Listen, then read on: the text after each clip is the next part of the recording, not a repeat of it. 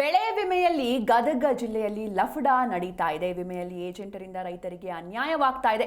ಏಜೆಂಟರಿಂದಲೇ ಬೆಳೆ ವಿಮೆ ಹಣ ಪಾವತಿಸಲಾಗ್ತಾ ಇದೆ ಅಂತ ಗದಗದಲ್ಲಿ ವೆಂಕನಗೌಡ ಗೋವಿಂದಗೌಡರ್ ಆರೋಪವನ್ನ ಮಾಡಿದ್ದಾರೆ. ವೆಂಕನಗೌಡ ಗೋವಿಂದಗೌಡರ್ ಜೆಡಿಎಸ್ ರಾಜ್ಯ ವಕ್ತಾರರು. ಇವರು 50-50 ಅನುಪಾತದಲ್ಲಿ ಹಣ ಹಂಚಿಕೆ ಮಾಡಲಾಗ್ತಾ ಇದೆ ಎನ್ನುವುದು ಇವರ ಆರೋಪ. ಬೆಳೆ ವಿಮೆ ಬಂದ ನಂತರ ರೈತರಿಗೆ 50-50 ಅನುಪಾತದಲ್ಲಿ ಹಣ ಹಂಚಿಕೆ ಮಾಡಲಾಗ್ತಾ ಇದೆ.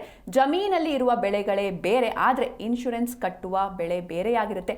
ಒಬ್ಬ ಏಜೆಂಟರಿಂದ 1,000ದಿಂದ 1,500 ಇನ್ಶೂರೆನ್ಸ್ ಮಾಡ್ತಾರೆ. ಗದಗ ಜಿಲ್ಲೆಯಲ್ಲಿ ಸುಮಾರು 150 ಕೋಟಿ ರೂಪಾಯಿ ಹಗರಣವಾಗಿದೆ ಎನ್ನುವಂತಹ ಆರೋಪವನ್ನ ಇವರು ಮಾಡಿದ್ದಾರೆ. 30,656 ರೂಪಾಯಿ ಒಂದು ಎಕರೆಗೆ. ಕೆಂಪು ಮೆಣಸಿನಕಾಯಿಗೆ 31,870 ರೂಪಾಯಿ.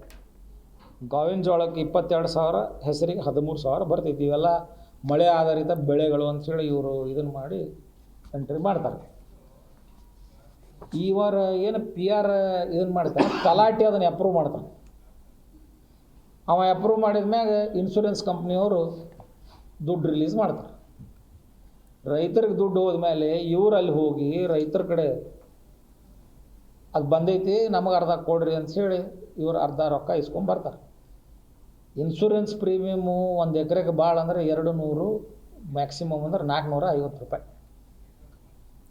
450 ರೂಪಾಯಿ 500 ರೂಪಾಯಿ ಇವ್ರು ಹಾಕಿ